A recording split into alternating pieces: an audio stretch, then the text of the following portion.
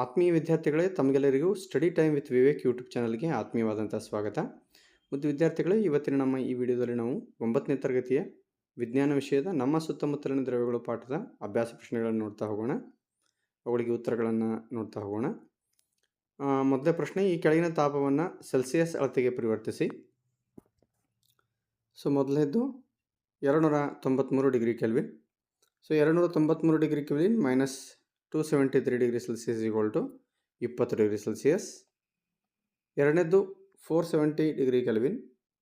So 470 minus 273 gives 197 degree Celsius. So ಉತ್ತರ 197 degree Celsius. ಮುಂದಿನ ಪ್ರಶ್ನೆ, ಈ ಕೆಳಗಿನ ತಾಪಗಳನ್ನು ಕೆಲ್ವಿನ್ ಅಳತೆಗೆ ಪರಿವರ್ತಿಸಿ.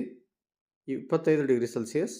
25 degree Celsius plus 273 degree kelvin gives 298 degree kelvin, 298 degree kelvin. So next one,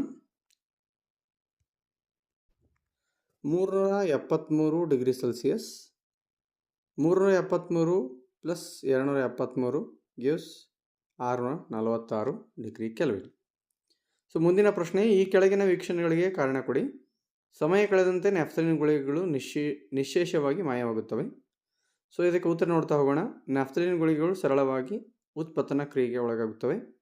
ಘನವಸ್ತುವು ದ್ರವಸ್ಥಿತಿಗೆ ಬರದೆ ನೇರವಾಗಿ ಅನಿಲ ಸ್ಥಿತಿಗೆ ಬದಲಾಗುವುದರಿಂದ ಸಮಯ ಕಳೆದಂತೆ ನ್ಯಾಫ್ಥಲಿನ್ ಗುಳಿಗೆಗಳು ನಿಶ್ಶೇಷವಾಗಿ ಮಾಯವಾಗುತ್ತವೆ. ಮುಂದಿನ ಪ್ರಶ್ನೆ, ನಾವು ಹಲವಾರು ಮೀಟರ್ ದೂರದಲ್ಲಿ ಕುಳಿತಿದ್ದರೂ ಸುಗಂಧ ದ್ರವ್ಯದ ವಾಸನೆಯನ್ನು ಗ್ರಹಿಸುತ್ತೇವೆ. ಸೊ ಇದಕ್ಕೆ ಕಾರಣ ನೋಡ್ತಾ ಹೋದರೆ, ಅನಿಲ ವಸ್ತುಗಳಲ್ಲಿ ಕಣಗಳ ನಡುವಿನ ಅಂತರ ಮತ್ತು ಕಣಗಳ ಚಲನಶಕ್ತಿ ಗರಿಷ್ಠವಾಗಿರುತ್ತದೆ. ಸುಗಂಧ ದ್ರವ್ಯದ ಕಣಗಳು ಅನಿಲ ಕಣಗಳ ನಡುವೆ ಇರುವ ಖಾಲಿ ಸ್ಥಳಾವಕಾಶಗಳಲ್ಲಿ ಸೇರಿ ಅತ್ಯಂತ ವೇಗವಾಗಿ ಯಾದೃಚ್ಛಿಕವಾಗಿ ಚಲಿಸುತ್ತವೆ. ಆದುದರಿಂದ ನಾವು ಹಲವಾರು ಮೀಟರ್ ದೂರದಲ್ಲಿ ಕುಳಿತಿದ್ದರೂ ಸುಗಂಧ ದ್ರವ್ಯದ ವಾಸನೆಯನ್ನು ಗ್ರಹಿಸುತ್ತೇವೆ. ನಾಲ್ಕನೇ ಪ್ರಶ್ನೆ, ಕಣಗಳ ನಡುವಿನ ಆಕರ್ಷಣ ಬಲದ ಏರಿಕೆ ಕೋನದಲ್ಲಿ ಈ ಕೆಳಗಿನ ವಸ್ತುಗಳನ್ನು ಜೋಡಿಸಿ ಅಂತಕ್ಕಂಥದ್ದು. ಸೊ ಪ್ರಶ್ನೆಯನ್ನು ನೋಡ್ತಾ ಇದ್ದೀರಿ. ನೀರು, ಸಕ್ಕರೆ, ಆಕ್ಸಿಜನ್ನು.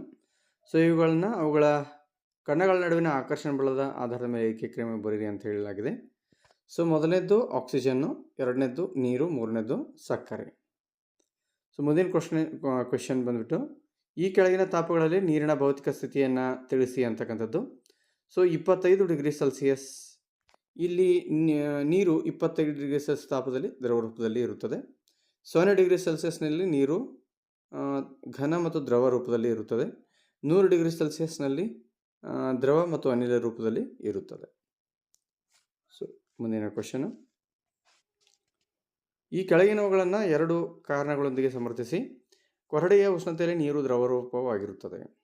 ಉತ್ತರ, ನೀರು 0 ಡಿಗ್ರಿ ಸೆಲ್ಸಿಯಸ್ ತಾಪದಲ್ಲಿ ಘನ ಮತ್ತು ದ್ರವ ಎರಡೂ ಸ್ಥಿತಿಯಲ್ಲಿ ಇರುತ್ತದೆ.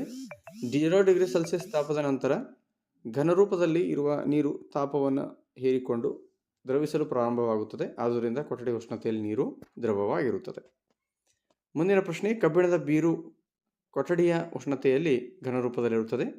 ಘನವಸ್ತುಗಳಲ್ಲಿ ಕಣಗಳ ಜೋಡಣೆ ಅತ್ಯಂತ ಕ್ರಮಬದ್ಧವಾಗಿರುತ್ತದೆ. ಘನವಸ್ತುಗಳು ಕಠಿಣವಾಗಿರುತ್ತವೆ. ಕಣಗಳ ನಡುವೆ ಅಂತರ ಮತ್ತು ಕಣಗಳ ಚಲನಶಕ್ತಿ ತುಂಬ ಕನಿಷ್ಠವಾಗಿರುತ್ತದೆ. ಘನವಸ್ತುಗಳಲ್ಲಿ ಕಣಗಳ ನಡುವಿನ ಆಕರ್ಷಣ ಬಲ ಗರಿಷ್ಠವಾಗಿರುತ್ತದೆ. ಆದುದರಿಂದ ಕಬ್ಬಿಣದ ಬೀರು ಕೊಠಡಿಯ ಉಷ್ಣತೆಯಲ್ಲಿ ಘನರೂಪದಲ್ಲಿರುತ್ತದೆ. ಮುಂದಿನ ಪ್ರಶ್ನೆ, 273 ಡಿಗ್ರಿ ಕೆಲ್ವಿನ್ ನಲ್ಲಿ ಮಂಜುಗಡ್ಡೆಯ ತಂಪುಕಾರಕ ಪರಿಣಾಮವು ಅದೇ ತಾಪದಲ್ಲಿ ನೀರಿಗೆ ಇರುವುದಿಲ್ಲ, ಏಕೆ ಅಂತಕ್ಕಂಥದ್ದು. 273 ಡಿಗ್ರಿ ಕೆಲ್ವಿನ್ ಅಥವಾ 0 ಡಿಗ್ರಿ ಸೆಲ್ಸಿಯಸ್ ತಾಪದಲ್ಲಿ ನೀರು ಘನ ಮತ್ತು ದ್ರವ ಎರಡೂ ಸ್ಥಿತಿಯಲ್ಲಿ ಇರುತ್ತದೆ. 273 ಡಿಗ್ರಿ ಕೆಲ್ವಿನ್ ಅಥವಾ 0 ಡಿಗ್ರಿ ಸೆಲ್ಸಿಯಸ್ ತಾಪದ ನಂತರ ದ್ರವಣ ಗುಪ್ತೋಷ್ಣವು ಮಂಜುಗಡ್ಡೆ ನೀರಾಗಿ ಬದಲಾಗಲು ನೆರವಾಗುತ್ತದೆ. ಆದ್ದರಿಂದ 273 ಡಿಗ್ರಿ ಕೆಲ್ವಿನ್ನಲ್ಲಿ ಮಂಜುಗಡ್ಡೆಯ ತಂಪುಕಾರಕ ಪರಿಣಾಮವು ಅದೇ ತಾಪದಲ್ಲಿ ನೀರಿಗೆ ಇರುವುದಿಲ್ಲ.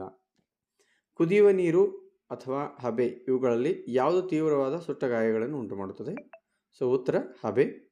ಹಬೆ ಕುದಿಯುವ ನೀರಿಗಿಂತ ಹೆಚ್ಚು ಶಕ್ತಿ ಹೊಂದಿದೆ. ಹಬೆಯಲ್ಲಿ ಗುಪ್ತೋಷ್ಣ ಹೆಚ್ಚಿರುತ್ತದೆ. ಆದ್ದರಿಂದ ಹಬೆ ತೀವ್ರವಾದ ಸುಟ್ಟ ಗಾಯಗಳನ್ನು ಉಂಟು ಮಾಡುತ್ತದೆ.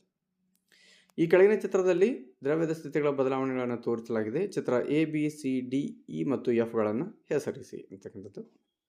ಸೊ ಎ ಅಂತಕ್ಕಂಥದ್ದಲ್ಲಿ ದ್ರವಣ, ಬಿ ಅಂತಕ್ಕಂಥದ್ದು ಆಮ್ಲೀಕರಣ, ಸಿ ಅಂತಕ್ಕಂಥದ್ದು ಸಾಂದ್ರೀಕರಣ, ಡಿ ಅಂತಕ್ಕಂಥದ್ದು ಘನೀಕರಣ, ಇ ಅಂತಕ್ಕಂಥದ್ದು ಉತ್ಪತ್ತನ, ಎಫ್ ಅಂತಕ್ಕಂಥದ್ದು ಉತ್ಪತ್ತನ.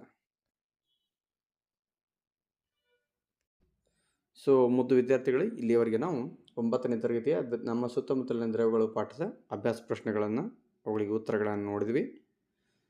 ಸೊ ಇದೇ ರೀತಿಯ ವಿಡಿಯೋಗಳಿಗಾಗಿ ನೀವು ನಮ್ಮ ಚಾನಲನ್ನು ಲೈಕ್ ಮಾಡಿ, ಶೇರ್ ಮಾಡಿ, ಸಬ್ಸ್ಕ್ರೈಬ್ ಮಾಡಿ ಅಂತ ಹೇಳ್ತಾ ವಿಡಿಯೋನ ಇಲ್ಲಿಗೆ ಕೊನೆಗೊಳಿಸ್ತಾ ಇದ್ದೀವಿ. Take care, bye bye.